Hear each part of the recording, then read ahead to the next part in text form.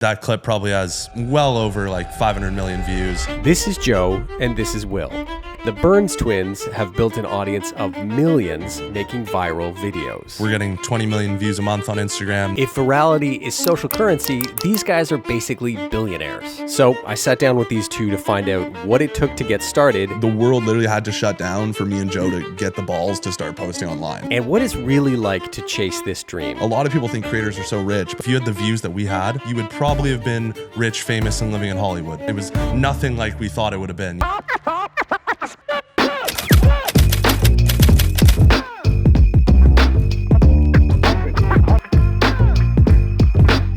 I looked up a crazy stat the other day. It was something like 40% of high school students want to be an influencer or do something in social media.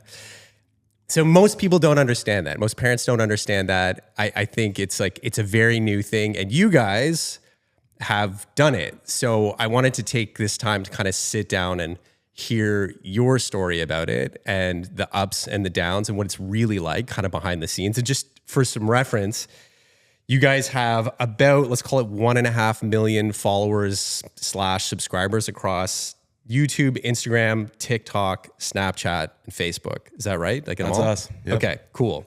So I want to start the story at the beginning, right? Obviously, there was a spark, an interest that started at some point. Tell me about when that happened. I mean, ever since we were kids, I would say like even back to when I was like 8, 10 years old, I just always loved technology. From the first time I ever saw like a first laptop, I was like, what is that? I need that. I don't know what I'm going to do with it, but I want it. So I've always had an interest for technology. And then our dad worked in the video business growing up. So we were always exposed to like cameras, video stuff. And I think our first videos we started making was around like grade 6, like maybe 12 years old. Okay. So we saved up a whole bunch to get our own laptop because our parents wouldn't buy one. They're like, what are you going to do? You're probably going to watch weird shit on the internet or something. So we started mowing lawns, shoveling snow, doing lemonade stands, whatever we could do just to make some money. And we bought our first MacBook Pro, I think around like grade 5, grade 6. The MacBook Pro is like a pretty serious purchase. I know. Yeah. We saved up like for, I think 3 years to get it. Wow. Just every bit of money we put into this laptop. It was like back in the time, it was only like $1,000, $1,200. Wow. Yeah. That's a lot. So what was the thing that you guys saw that you were like, that's what I want to do? It just kind of came out of pure passion. We started making like skateboarding videos and just fun little videos with our friends, challenges, just doing anything we thought was interesting, cool, fun, and just documenting it for the love of it. And I think maybe channels like, we saw people like Jackass back in the day, and they were just, having fun with their friends, doing stupid shit, doing crazy stuff, documenting the whole process. And we saw channels like Smosh, just two friends having fun, making little skits. And we're like, why can't we do this? Yeah. We've always loved making videos. Like, we want to try doing this, So did you guys, did you have what was your first camera? I don't think I asked you that. Yeah. I think our first camera was an iPod Touch. Yeah. So we started filming on an iPod Touch, which is so crazy. And no microphone, just running around with our friends on an iPod Touch in like grade 6. We had a YouTube channel for like maybe 6 months to a year back in grade 6. And then, the channel ended up getting banned, but But you guys, you told me that you actually saw some money come in from that channel. We actually did a tiny little bit. We ended up watching our own videos so many times and getting our friends and family to watch our own videos that we made maybe $30 in AdSense money. Yeah. And we had 100 subscribers or something. This is when like the YouTube AdSense program, there was like no requirements. I don't even think there was a subscriber requirement. It was just based on views. The CPM was probably a lot higher because if we made like $30 off of maybe a few thousand views, right? So I mean, like now for somebody to make their first $30, like there's some pretty serious hurdles, right? Yeah, totally.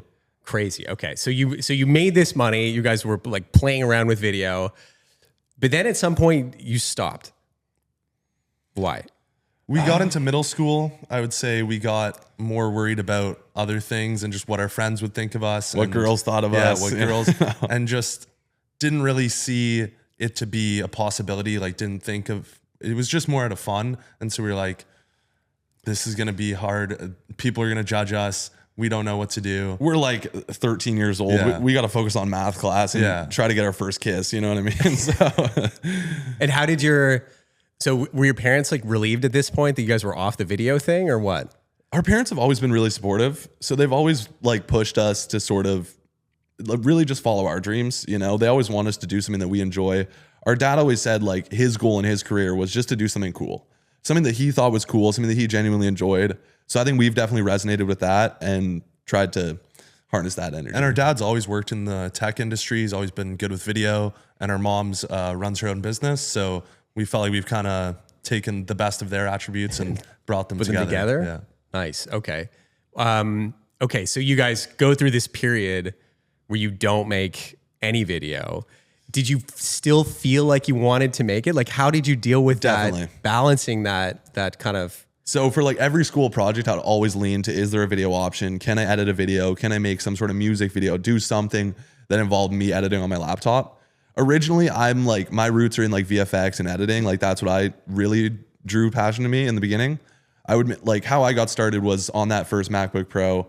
I was just like in grade 6, I would barely do any schoolwork. I'd go to the back of the class where the teacher couldn't see me, and I'd just be like learning how to do After Effects. So I'd be learning how to clone myself. I was learning how to like put fire on my hands, do some motion tracking. Terrible videos filmed on like the inside of a MacBook Pro, you know? But so that's how we got started. And cool. So you're still like pursuing the craft. Yeah. You just weren't really sharing it, I guess. Yeah. Just fear of judgment, you know, just being in high school, being in middle school, just like so worried about what other people thought of us.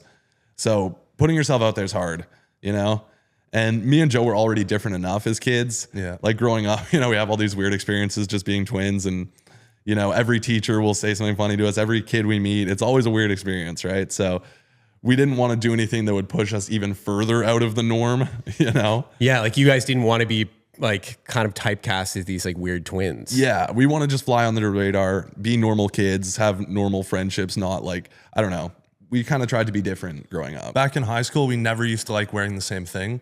We would like, we'd always, Now look at us now. Now we lean into it. We enjoy it. It's a great conversation starter and it always trips people out. So yeah, it's fun. But back then we just didn't like the questions. I mean, we dealt with it, of course, we're used to it. And, but now we really lean into it. So, okay, that's cool. Okay. So what was the thing that really kind of broke you out of this cycle of holding back from actually like creating and sharing? Like how did that happen?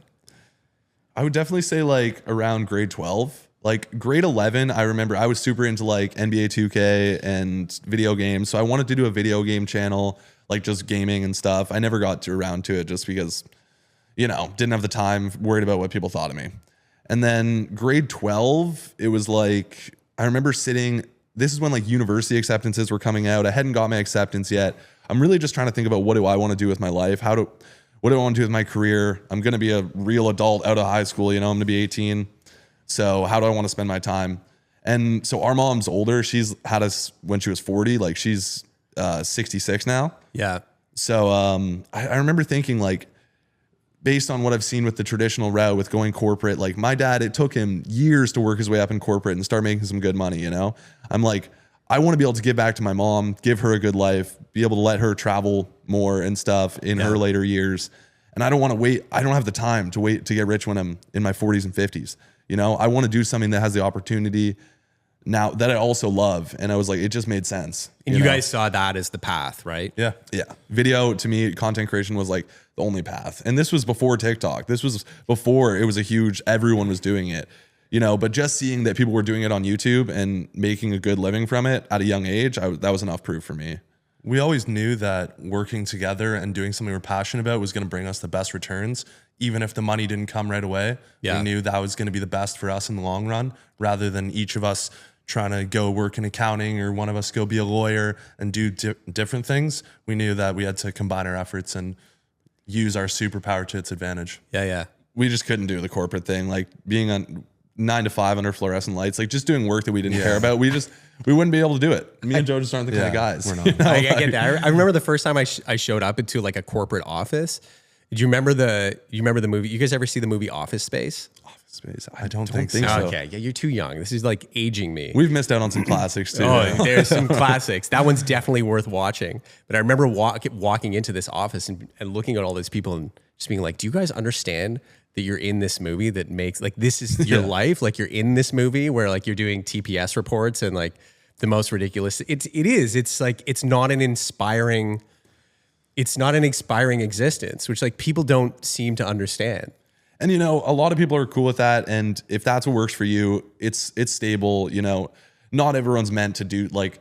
Not a lot of people would be able to cut out for the lifestyle that we've been through in the past few years. You know, it's pros and cons. Yeah, whatever's going to make you the most happy. You know, and our dad's had a great time in the corporate route. It's Yeah. given them that stability he needs and the financial stability, of course, to live a good life. and he has a lot of freedom in his job now too. So Yeah. he loves it, and Yeah. that's best for him. But okay, but not for you guys. Not for us. Okay, so let's move on to like you guys decide not to go to university. All your friends are going to university, and you take a gap year. Yeah. So what did you do during that time? So gap year, we knew we wanted to do the video stuff. And I had been researching pretty much since high school, since I realized I wanted to do this as a career, but I was still too scared to actually post. So I think I bought my first camera 2019, Canon M50. That camera got us hundreds of millions of views in the long run. Yeah. Really? That was a classic. We just upgraded after like 5 years. Wow. So this is only like our second camera. But yeah, so we bought the camera during our gap year. We were working landscaping at the time, full time. Worked that. We'd been working all throughout high school, landscaping every summer and stuff. So then we went full time during the gap year just to make some more money. You know, our parents don't have the most amount of money. Our mom didn't have the most to support us in university. So we wanted to make whatever we could and just have some extra pocket money for university. But you're not doing like a crazy amount of content creation at this point. Not during this point. Like during that gap year, I was just researching. It was just like I was looking up everything, cameras, lighting, filmmaking courses, whatever I could learn, just trying to absorb everything. Sort of too much of a perfectionist. So I'm like, I want to figure out everything before I start and make the first video perfect, which just ends up hurting you. Yeah. I should have just started earlier, but it wasn't until March of 2020 though that we really started to take it serious and post our first video on TikTok. Okay. And right away we knew this is an opportunity. We knew that everyone was going to be at home for at least for the foreseeable future, scrolling and consuming lots of content. Yeah. So we thought at least if we can create, we're putting ourselves ahead rather than just constantly consuming. So that I've got the timeline right. So March of 2020 is obviously COVID started. So if we back up, you guys graduated. You were done high school June 2019. 2019. Yeah. So you sort of spent that time like building up, like saving money, doing research, ready to go, but kind of standing on the edge of the pool and not jumping in. Yeah, exactly. And so Joe, that was the thing that like really. What I like to say is like the world literally had to shut down for me and Joe to get the balls to start posting online. Yeah. Which is crazy, you know. And if COVID never happened, it was brutal. Some of the 2 years worst years of our life. Like we were depressed, lonely, just Anxious, just our mom made us wear masks because she's more like health compromised and stuff. So it was brutal for us. But I literally say to this day, if COVID never happened, we might have not started posting because having those like 3 to 6 months where we had nothing else to do. We were at home, no school, no job. I mean, maybe we were working a little bit part-time, but we really just thought this is the time to give it our full shot. So you start in 2020, you start posting, but then you guys do end up going the university route. Yeah. Tell me what happened there. Well, I mean, we had no idea where this was going to take us. So, and obviously our parents, our friends, society all told us, you know, you got to go to university to be successful. And we wanted to we were lucky enough to have our parents helping us out to be able to go and, you know, experience it. We always knew that like the social aspect would be good. We'd meet lots of friends. That's what we were really in it for, was just to grow as people and not necessarily living on our own for the first time in the is classes, huge. but we didn't get into the same universities. So I got into Western, Joe got into Laurier. Yeah. We would have probably gone to the same university if we got into it. But yeah, our parents want us to go to different universities. It was our first time when we were 19, literally meeting new friends as an individual, which like, if you're not a twin, you don't understand that experience. Yeah, that's pretty foreign concept. Yeah. But like always we've had someone to meet with, you know, we're always the twins. And it's always a funny interaction when we meet people. So like we'd go to university and we meet people and be like, hey, yeah, so we're gonna go, and I'd say we when I'm on my own, and it's like so stupid. But like, who are you with? It's like, who's we? But usually for the last 18 years, I've been with someone. Because we're always doing things together. Yeah. So. But how were you guys able to, I'm curious, like, how did you kind of maintain clearly where you are now? Like, you guys didn't go in this direction. You were able, despite the fact that you're at 2 campuses, like, how did you kind of keep that together and like keep going in the direction? It's a great question. We did, like, we knew we had, like Joe said, from when we were kids, we knew we had to do something together. So even if we were at universities, we made it work. During COVID at Western, I invited Joe up to Western. And because it was COVID, they were so strict, they didn't allow Joe to come, my own twin brother, to come to my dorm room and visit me. Yeah. So we ended up sharing an ID card in the dorms, going down to the cafeteria, sharing an ID card just so we could film videos together. And he came. We lived on the shitty blue mattresses at Western University, and we pretended to be one person for like Switch hoodies. almost a week. We got we got by so with good. it, and then after a week, we were partying together out in the halls. we're like, fuck it, let's just party together. and then they caught us, and I got kicked. Did out. they boot you out? They kicked Joe out at 2 a.m. Yeah. with nowhere to stay. crazy, He had to call up a friend and be like, hey, imagine we didn't have somewhere to stay. They were just going to boot him out 2 a.m. Wow. It was brutal. So, but it's a funny story Yeah. to look back on. Okay, so you guys, so 2 campuses, you managed to do you did some videos that involved this like being at school. Like you kind of did some prank stuff early on. Tell me about some of those early ones and like how did they do? Oh yeah, totally. I think one of our first videos to go big was we were just making like little vlogs in the dorm room of like day in the life at university, little trends, little twin videos, pretty much any content we could make. Trends, vlogs, skits. We didn't really know our niche. We just knew there was opportunity for organic reach. We liked making the videos. We just wanted to make as much as possible. Some of those first videos, and then our first prank that we ever did was, I think, first year university. First ever prank we did was a lecture prank in Joe's real class. Okay. On Zoom because there was no COVID. classes at the time. Yeah. Okay, so how did that work? Tell them about it. So it was in my film class. I had maybe it was only like 2 months in, so I hadn't like spoke to the class or anything yet. Like maybe I probably 2 months in. I probably hadn't even turned my camera on yet. But we decide, all right, today's the day. We're gonna do this prank, and I'm dressed up in just a normal outfit like this, and then Will's dressed up in a suit, hiding off like beside me, but the camera can't see him. And then I just asked a question. I was like, "Excuse me, professor. I was just wondering about the exams." And then she started answering, and then we swap as we're mid question, and then Will comes and finishes off the question. He goes, "What day was the exam again?" And then he's in a full suit. So it's like an instant, like quick change on Zoom. Yeah. And the whole class was tripping out. Like everyone in the comments was like, I think it's our first video on our page still, maybe or one of our first videos, maybe the second. The whole class is like, what just happened? This is a glitch in the matrix. Yeah. Like everyone was tripping And out. then she tried to relate it back to the course material, saying like, "That's a great film technique you use, Joe." It was a good funny, one. Yeah. So where did you post that video and how did it do? TikTok. Just We weren't TikTok? even doing Instagram or YouTube at that time. Yeah. So just TikTok it would have been. And it didn't do too well. That was just like our first time doing a prank. Yeah. Okay. The first video that went viral for us was around that same time, December of like our first year of university. We were back home so we could make some content together. So we thought, okay, we've probably seen other twins try to get into each other's phones with Face ID. So I think I just got the iPhone 13. Maybe it was Joe had the 10. So all right, we're like, it's super late at night. We're out of it, you know. And we decided, let's just try this video. We're scrolling our phones in the bathroom. It's like 12 o'clock. Usually we would overthink and be like, oh, is the lighting good? I'm tired, whatever. We just executed the idea right away, filmed it, got into each other's phones. And I don't think it works anymore, but with the iPhone 13, we used to be able to just Face ID into each other's phones. So you can imagine it's a good thing we trust each other, right? Let's try it out. Let's try it out. Does it work? Nope, it doesn't work doesn't anymore. work on the new ones No, out he there. knows. Face But ID yeah. is too good now.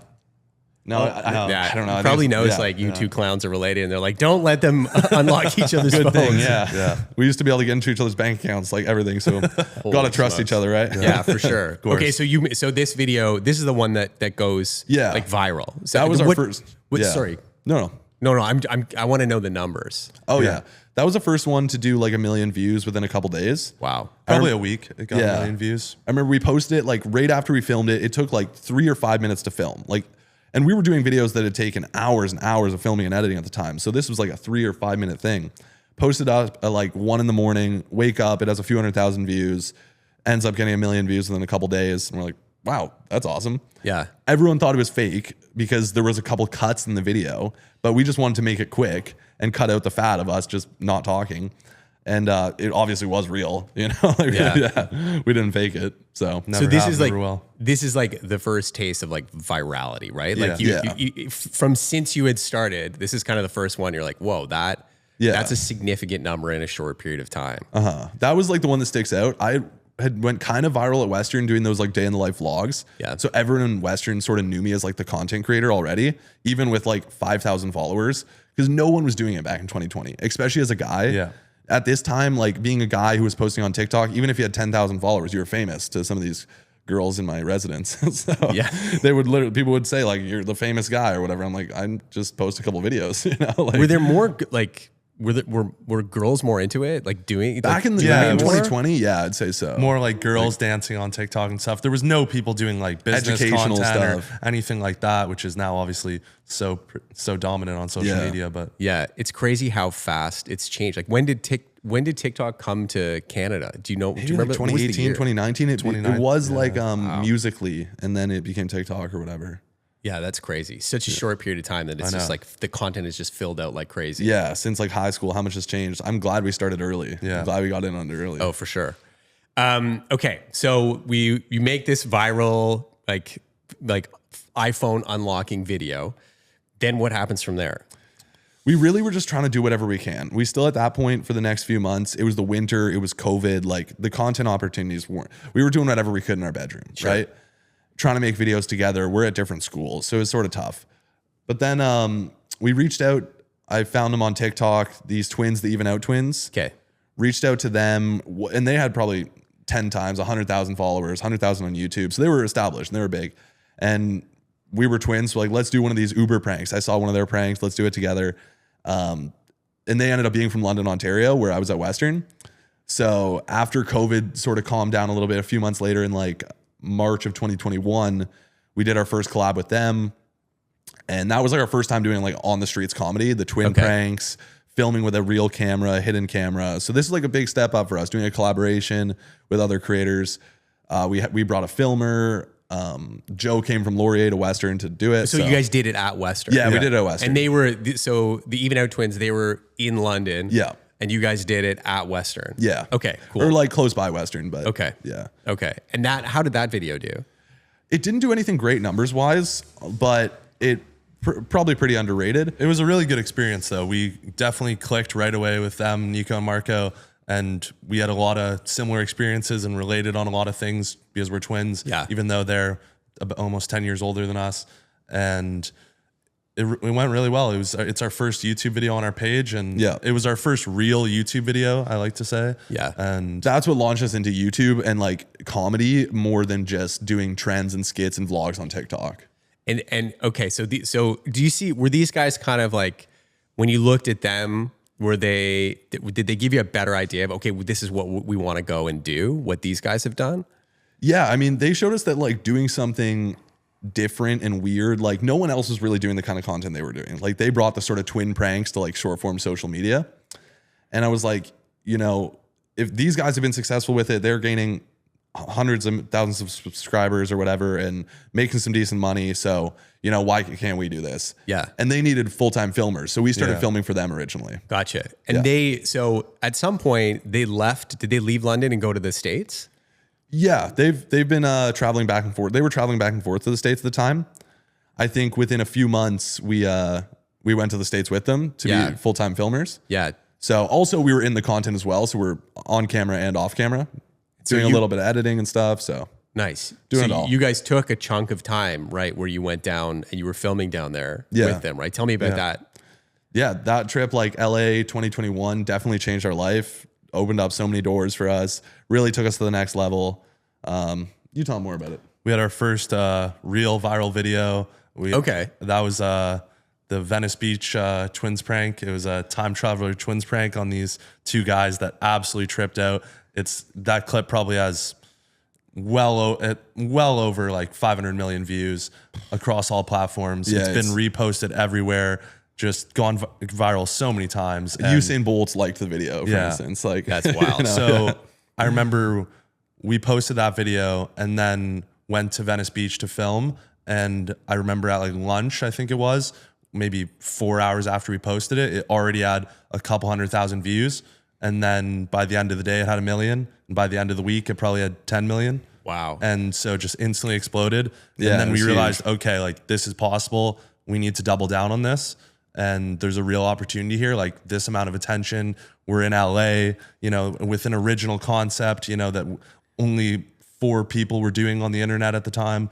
So that really opened our eyes, that trip and that video specifically. Yeah. So you had this like this thing, and you're like, we can do more of this. Yeah. Tell me also, like, what did it feel like to be in LA versus London, Ontario?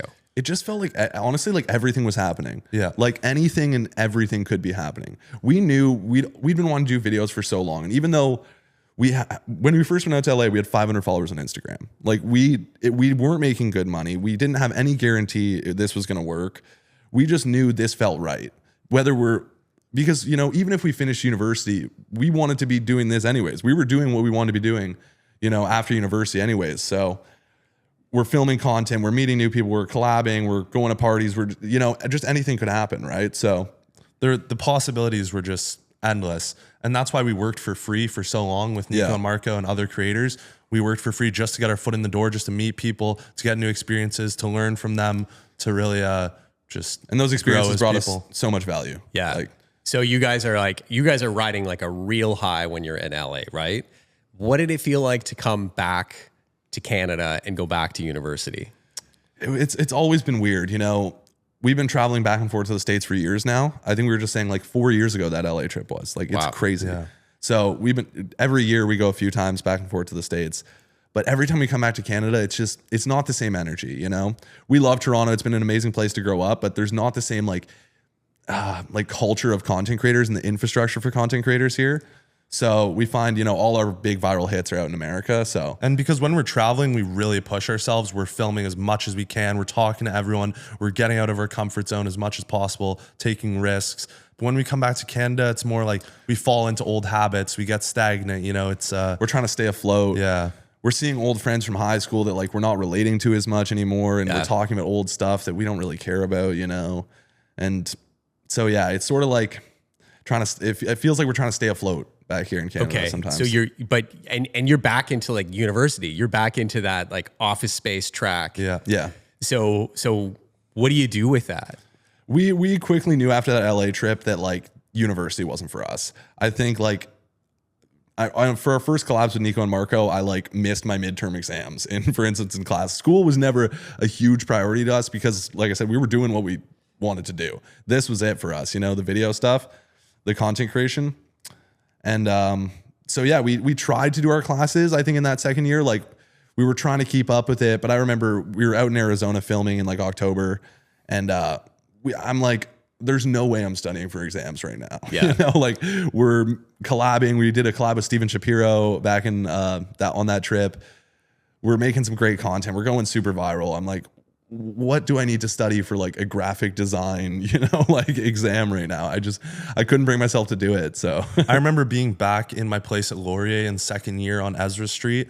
And I was sitting there and everyone's telling me like, oh, you need to like get your place locked in for third year, whatever. You need to find a place. It's all going to be like taken up. And I was sitting there and I was like, okay, well, I'm going viral and we have an audition for a TV show that we did around that time. So anything could happen here. Why would I lock myself into living in Waterloo, Ontario right now when, you know, the world is just filled with possibilities, you know? Yeah. I could really go anywhere at this time. And we wanted to be together. We were done being at different schools, you know, traveling to each other's, going to Laurier to film, going to Western to film. We needed to be together full time, you know? And so you guys decided to drop out of school. we did. We dropped out of school in second year. I was already spending so much time at Western. Like Joe lived at Western. I basically went to Western, even though I was an actual student there. He slept on our couch. I spent more time there than I did at Laurier, my own school. I'm sure there's Western students that think Joe went there. Definitely. Because of how much he was there. So you guys make that decision, and then you have a good story about how you actually dropped out. Tell me that. We were doing the YouTube stuff. We were launching our channel. We wanted to go out with a bang, you know? So we thought like, what's the best thing we could do? We thought, why don't we switch classes, go back to our roots? That's the first ever prank we did was in grade 6. We switched classes on our birthday. Yeah. And I went to Joe's class. He went to mine. The teachers got a good laugh at it. Everyone in the class was like looking at us. Out. Yeah. It would have worked, but kids snitched us out. We got snitched out. Yeah. But yeah, we're like, let's go back to our roots and do this again for the last time we go to school. But this time we're dropping out and it's going to be on video. So Joe went to Western, sat in one of my classes. you know, we're trolling a little bit, talking to some people in the class, and then eventually just like stands up. We'll pull up the clip of like, you know, sir, I'm doing YouTube. I'm done with this. Yeah, it was a good soundbite there. Yeah. Yeah, the reaction was good. Yeah, it was funny. It didn't get any views at all. Like, didn't do much views at all. The whole class like was just like so confused. They didn't think I was being serious, but I did actually drop out and do YouTube. That was our last time. So that was the last time I ever went to class. That's amazing. Is that video up somewhere? Yeah, we can pull up a clip. It's like a nice little like personal artifact. Oh yeah, Very underrated on Legendary. our channel. It's a underrated video for sure. All the videos on our channel that have like less than 5,000 views, those are the ones I love. Like Yeah. anything with big views, I'm like, nah, not for me. It's funny. You're not like, I've heard many creators say that, Yeah. right? Like the weird. ones that you really love and the ones that do well, like there's almost no correlation between the two. I don't know why that is. It's unfortunate, but At least I think you still have to do the ones that you love because Yeah. then you can point back and those become the stories. it's more for us. Yeah. Okay. So you're done with university but now this is like really real. Like Yeah. there is no second option. I mean, you know, you could go back to university at some point, but like, how did that feel in that moment? It honestly just felt natural. We Yeah. took like we knew it was a massive risk, but we knew we had to bet on ourselves, and we knew that this is going to be the best opportunity for us in the long run because right now we're young, we have time, we can take risks, and it's not going to ruin us. And we knew we were going to make it work no matter what. We had to figure it out. We also just didn't think that the arts degrees were going to bring us the opportunities after the 4 years. Even if we went through the film degree, the arts degree, we didn't think that was going to secure us a job that we loved, that was going to make us great money. You know, Yeah. we're like, we think we have a better shot doing what we're doing right now. And at least we're going to be happy. Like, you know, what I say is like, even if this all goes to hell and the channel gets deleted and we never do it again, like I'll be happy we tried, you know, that we've done this over the past few years. We've spent our time together. We've traveled across America filming these videos, and that's something I'll never regret. Yeah. No matter what happens. So you made this decision, and one thing that you guys told me when we sat down originally was that everybody, when you came back to Canada from that big LA trip, and now like you've got videos doing 10 million views, that everybody thought you guys were probably in a different financial situation than you actually were. Yeah, that's definitely been a common thing, I think, throughout our career, is like just the social media landscape in general isn't very transparent. And some creators with 3,000 followers are making $30,000 a month, and some creators with 1 million followers are making a few $1,000s a month. Like we've seen both. So you never really know what's actually going on behind the scenes. But yeah, I mean, like with us filming in LA a lot and posting in America, like I remember being in Starbucks and like one of my childhood friends walks up to me in Starbucks. I haven't seen him in like 5 years. And he's like, dude, what's going on? Like, I thought you were living in LA. Like, I thought you were rich and famous pretty much. And I'm like, dude, I'm living down the street like I always have, you know? Like, In the creator economy, you know, like if you had the views that we had back in 2016, you would probably have been rich, famous, and living in Hollywood. Yeah. But now today, you know, we were broke, living at our parents' house, riding the bus. It was nothing like we thought it would have been, you know, with the amount of views we've gotten on all platforms. But so it's just very different than what people expect. Did you guys think that, like, how did that must have been kind of a difficult feeling to sit with, because when you originally set out on this path, you felt that the views would bring the money. But at this point, you've got the views, but the money's just not there at that point. Like, how does that feel? yeah, it's a weird feeling. Like, especially when everyone comes up to you and like at school and stuff and like, dude, you're the man. Like, you're doing so well. Like, I'm like, I don't feel like that, you know? So it's a weird feeling. And then you know, you're living with your mom, you're riding the bus, right? Like, while everyone's telling you that people think you're rich and you're the man. And it's like a very weird feeling, to be honest. Like, when people say that to me, I'm just like, oh, all right. Like, I don't really know what to say to that, you know? So it's sort of like conflicting. I don't know. It's a weird feeling. There was just a lot of hard stuff and problems that went in behind the scenes that people didn't see, of course, and people just make assumptions because they see you're getting views and traveling, you know, that everything's perfect and, you know, everything's going so well. And that's our fault because we haven't been authentic enough through our content. That's honestly why we're trying to do more things like this. Yeah. Is so we can share our story and people can know who we are more as Will and Joe Burns as individuals, not just as the Burns twins who do twin pranks or do funny videos on college campuses.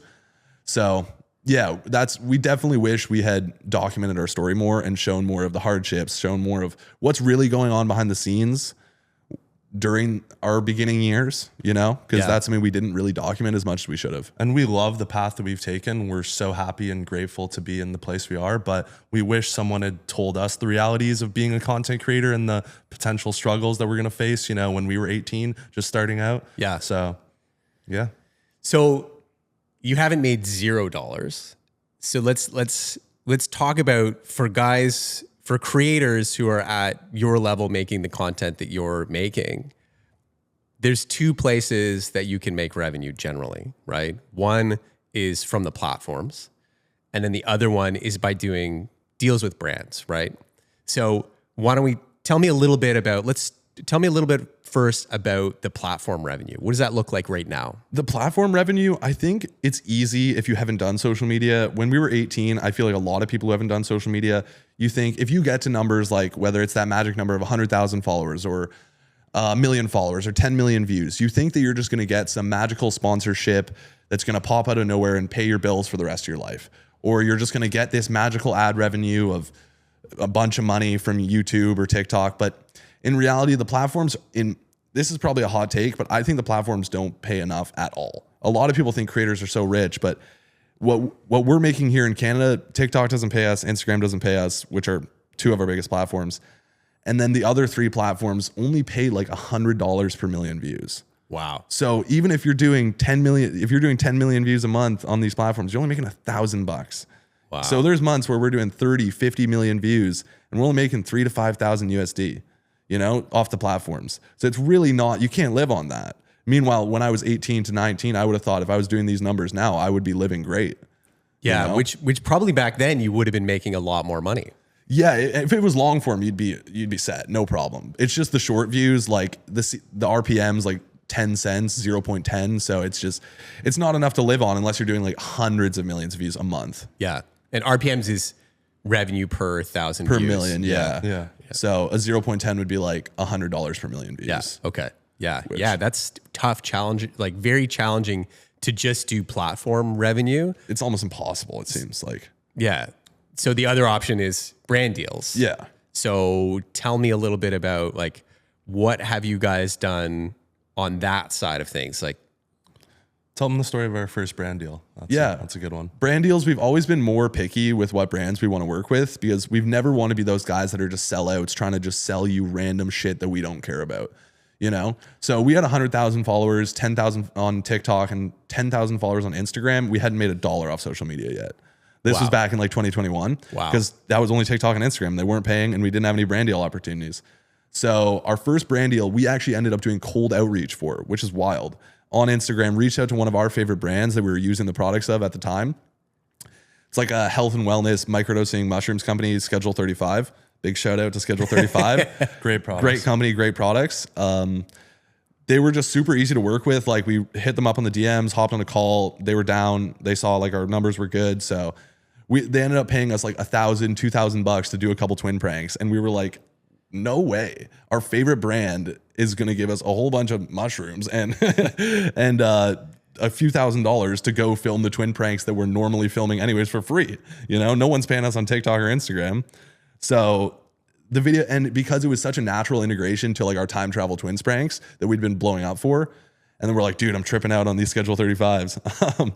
It was such a natural integration on YouTube Shorts. One of the videos that I'm doing 5 million views organic. Yeah, that's crazy. For like an $1,000 or $2,000 brand deal is wild. For our first brand We deal, also had maybe had 50,000 followers at the time too. Wow, yeah, that's an insane deal for them. Insane deal. Yeah. And like everyone was asking in the comments, people in the UK are like, give me a discount code, give me the link to the Schedule 35. So we're getting DMs.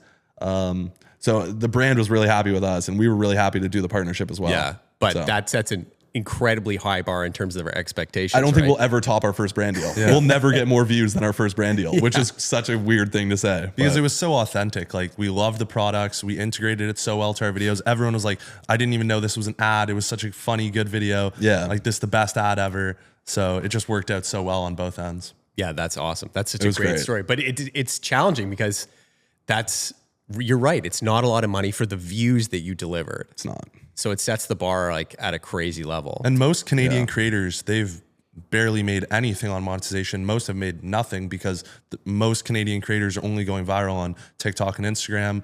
A lot of them aren't doing YouTube Shorts, Snapchat, Facebook. So the monetization money is very limited. So people probably don't know the fact that if you're a Canadian creator, that it's different payouts, like platform payouts, than if you were in the US.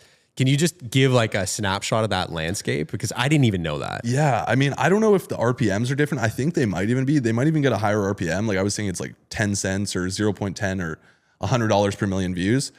So yeah, I know TikTok, for instance, there's just way more opportunities. Just the infrastructure for creators is like, so all of the first opportunities go to America. Yeah. You know, for instance, last month we had an opportunity for like a $5,000 a month bonus program through Instagram. And as soon as they hear we're from Toronto, Canada, we can't do it because of the tax information. Really? And, you know, we've never made $1 off Instagram, but we're doing so many views there, right? But so that would have been nice to maybe put an extra $3,000 or $5,000 a month in our pocket, but we don't get those opportunities. You know, we knew creators that were doing $20,000 a month in these bonus programs on Instagram just because they have those opportunities in America. Wow. So you guys must have, you must still to this day kind of be on the edge of like, we need to leave Canada and go to the US. We're very conflicted right now about what to do and where to live. So we're trying to find clarity on our next steps and where to go and where is going to bring us the most opportunity. But yeah, a lot of people are surprised when they find out, you know, like we're getting 20 million views a month on Instagram, not paid $1 from that. You know, we've gotten hundreds of millions on TikTok, not $1 from that. So that always surprises people. And it pisses us off. We don't want to be like complaining about it and stuff because it's in the past. There's nothing we can do. But like, you know, if we were in America, we would have made a lot more money off our content. Yeah, that's wild. Had a lot more opportunities. Most people probably think you're American. Yeah, probably. They do. A lot of people do because a majority of our videos, we batch content. Like, you know, you've seen it. So our strategy, like here in the winter, if you're from Canada, you know, like filming outdoor college campus stuff is pretty tough when there's slush and rain and snow on the ground for like 6 months of the year, you know? So we all, from the beginning, from the first year we ever started filming content, started filming on the streets with Even Out Twins, we knew like in the winters we're gonna have to go to Arizona, Miami, somewhere where we can go film because otherwise the channel's gonna die. Yeah. You can't go 6 months and just, you know, we just trying to film or trying to do what you can. It's better to just go down there. Yeah. There's only so many snow pranks you can do, right? Yeah, we've tried. It's not great. We hate the cold. Yeah, we hate the cold. But very quickly we became accustomed to filming in places like LA, Miami, Arizona. And so when we come back here trying to film in London, Ontario, or Toronto, it just felt different. People weren't as receptive. People didn't like, it wasn't normal to go out on the streets and film with a camera and talk to strangers. Yeah. So people were very like, oh, this is weird. I don't know. Like, Who are these guys? Yeah. You know? We got banned from our university, from Western, for filming. Really? Yeah. We've been kicked off campuses, got banned from malls in the winter. from malls. Like we've been trying to do whatever we can here in Canada, but you know, it's been tough. Yeah. People look at you weird when you're filming in the streets. Yeah. Toronto's a good city though. Toronto's a big city. Like downtown's good, but I mean, it's been the winter that mainly we need to get out for. Yeah. Okay. I want to leave you with one last question. If you had to rewind to, you know, maybe your high school days or maybe even before that, when you made this commitment, because like I said earlier, like so many kids want to follow this path. What would your advice be to, you know, 14, 15-year-old you or a 14 or 15-year-old today who wants to do what you guys have done? The only really thing I could think is like, you got to find something that fires you up so fucking much that you're not going to stop.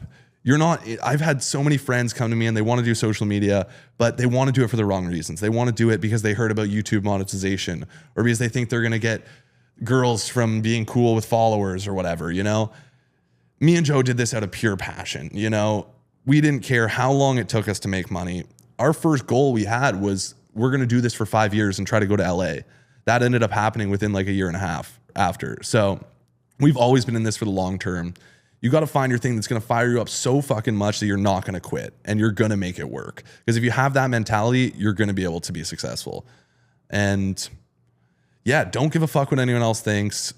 Lean into your natural strengths. What makes you different doesn't need to be perfect. You know, anyone can make a perfect video now with a prompt on Google VO3. So start with your iPhone, figure out what makes you different, figure out what fires you up. We naturally, being twins, have always been different guys. There's like what, a 0.3% chance of being twins or something. So we've always been weird and different.